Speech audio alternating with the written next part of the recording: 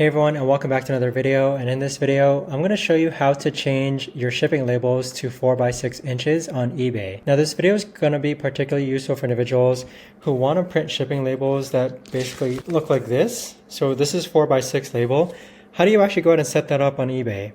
Now in order to do so, what you're going to do is that when you actually buy your shipping label, before you click on purchase label, you're going to see the print format here. You need to click on change and then change this to 4x6 or 8x11. So that's the really key component here, guys, is that before you actually purchase your shipping label, you want to change the PDF format to be 4x6, and you do that before you actually purchase your shipping label.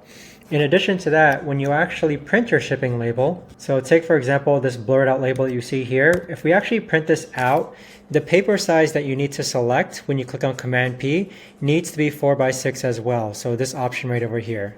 So that right there, guys, is the best and easiest way that I know of to actually go ahead and change your shipping label to 4x6 on eBay.